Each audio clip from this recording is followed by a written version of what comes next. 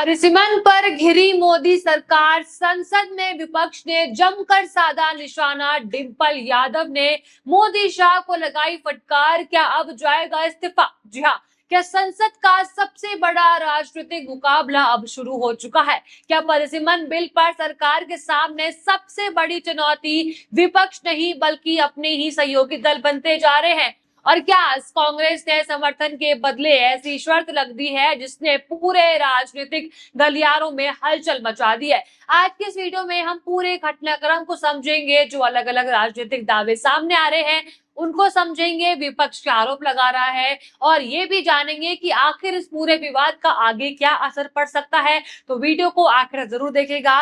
नमस्कार, मैं हूं आपके साथ उन्नति कोटेल और आप देख रहे हैं पीआरबी रिपोर्ट। शुरू करने से पहले नजर डालते हैं हेडलाइंस की ओर। पहली हेडलाइन आपकी स्क्रीन पर होगी। शाह के खिलाफ संसद में विपक्ष का मार्च, गृह मंत्री मुंह छिपा रहे हैं क्योंकि वो छात्रों के गुनाहगार है। वहीं दूसरी हेडलाइन है, संसद परिसर में विपक्ष का मार्च, गृह मंत्री शाह से सदन में आकर जवाब देने की मांग।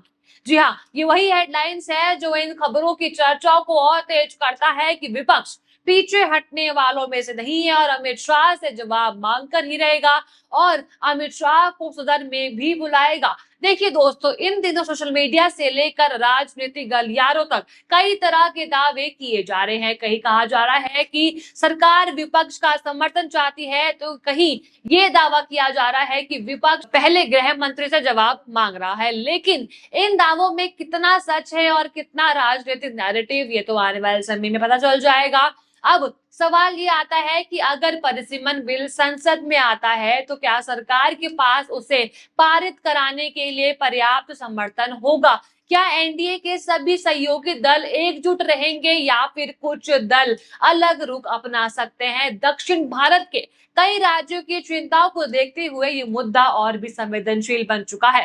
देखिए, वहीं दूसरी तरफ विपक्ष लगातार सरकार पर दबाव बना रहा है। राहुल गांधी सहित कई विपक्षी नेता अलग अलग मुद्दों पर सरकार से जवाब मांग रहे हैं।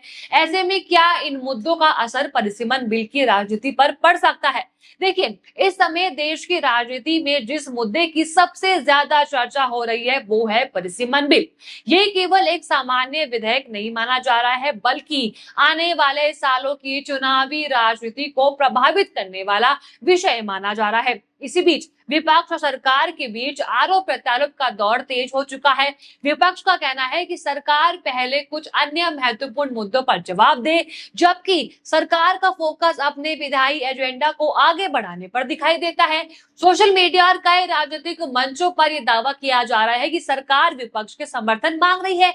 वहीं कांग्रेस की ओर से संकेत दिया जाता है कि संसद में पहले सरकार को कुछ सवालों के जवाब देने चाहिए। हालांकि इन दावों की आधिकारिक पुष्टि अलग अलग पक्षों की ओर से अलग अलग तरीके से सामने आती है। अब सवाल यहाँ पर ये उठता है कि आखिर परिसीमन बिल इतना जरूरी क्यों माना जा रहा है? मैं आपको बता देती हूँ। देखिए, दरअसल परिसीमन का मतलब लोकसभा और विधानसभा क्षेत्र की सीमा और सीटों के पुनर्निर्धारण से है। इसका उद्देश्य जनसंख्या के आधार पर प्रतिनिधित्व को संतुलित करना होता है। लेकिन इसी प्रक्रिया को लेकर कई राज्यों में अपनी अपनी चिंताएं भी व्यक्त की है। दक्षिण भारत की कई नेताओं का तर्क है कि जिन राज्यों में जनसंख्या नियंत्रण के बेहतर प्रदर्शन किया है उन्हें सीटों के मामले में नुकसान नहीं होना चाहिए। तो दूसरी ही तरफ कुछ लोगों का कहना है कि बढ़ती जनसंख्या वाले राज्यों को अधिक प्रतिनिधित्व मिलना स्वाभाविक है और यही कारण है कि ये केवल राजनीतिक नहीं बल्कि संघीय ढांचे से जुड़ा भी एक बड़ा विषय बन चुका है।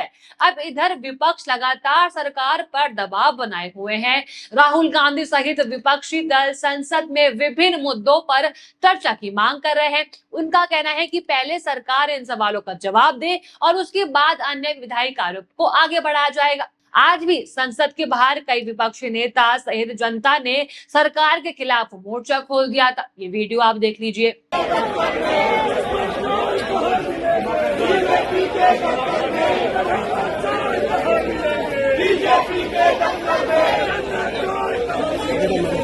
देखा आपने किस तरह सभी लोग हाथों में पोस्टर लिए आगे बढ़ रहे हैं। उनको कोई फिक्र नहीं है कि बारिश हो रही है, कुछ हो रही है। उनका बस एक ही मुद्दा है कि उन्होंने अपने हाथ में पोस्टर पकड़े हुए हैं, उसमें लिखा हुआ है अमित शाह जवाब दो। तो ये बस एक ही वीडियो है, पर लेकिन आपको भी पता है कि ऐसी बहुत सी वीडियो आपने सोशल मीडिया में देख ली होगी जिसमें सिर्फ एक ही गूंज सुनाई देती है कि अमित शाह सदन में आओ, अमित शाह जवाब। पर लेकिन सरकार है चुप्पी साधे हुए बैठी है। पर सरकार की ओर से लगातार ये कहा जाता है कि संसद चलनी चाहिए और महत्वपूर्ण विधायकों पर चर्चा भी होनी चाहिए। ऐसे में दोनों पक्षों के बीच टकराव की स्थिति और भी ज्यादा बढ़ जाती है। देखिए, राजनीतिक एक्सपर्ट्स का भी यही मानना है कि अगर सरकार किसी बड़े संवैधानिक संशोधन या व्यापक राजनीतिक सहमति वाले विधायक को आगे बढ़ाना चाहती है तो विपक्ष और सहयोगी दलों दोनों की भूमिका महत्वपूर्ण हो जाती है। और यही कारण है अब इसकी नजर एनडीए के सहयोगी दलों पर भी जाती है। क्या वे सरकार के साथ मजबूती से खड़े रहेंगे या अपनी अलग अलग चिंताएं को सामने रखेंगे, यह आने वाले दिनों में स्पष्ट हो जाएगा। वहीं विपक्ष इस पूरे मुद्दे को राजनीतिक रूप से सरकार को घेरने के अवसर में रूप देख रहा है। संसद के भीतर और बाहर दोनों जगह इस विषय पर बयानबाजी लगातार तेज होती जा रही है। साथ ही आरजेडी सांसद सुधाकर सिंह ने परिसीमन को लेकर भी बयान सामने दिया है। उनका जो ये ट्वीट है आप देख सकते हैं अपनी स्क्रीन पर, इतना बड़ा ट्वीट है। मैं आपको बता देती कि उन्होंने क्या लिखा है। वो बोलते हैं कि सरकार इन विधायकों के जरिए चुनावी प्रक्रिया में बदलाव करना चाहती है। उन्होंने ये आरोप लगाया है कि भाजपा को अगला चुनाव जीतने के लिए ऐसे कदम उठाने की जरूरत क्यों पड़ रही है। सुधाकर सिंह ने ये भी कहा कि भाजपा की छवि अब ईमानदार पार्टी की नहीं रही है और ये जनमत के साथ साथ आम लोगों के हितों को भी नुकसान पहुंचा रही है। अब इसी के साथ परिसीमन में सांसद डिंपल यादव का भी बयान सामने आया। आप जरा वो भी सुन लीजिए। बहुत सारे सांसद जो पता नहीं क्या क्या बयान दे रहे हैं बच्चों के लिए, अभद्र भाषा का प्रयोग कर रहे हैं। और साथ में एक सांसद तो आए थे, कह रहे थे कि बहुत ही अराजक तत्व थे।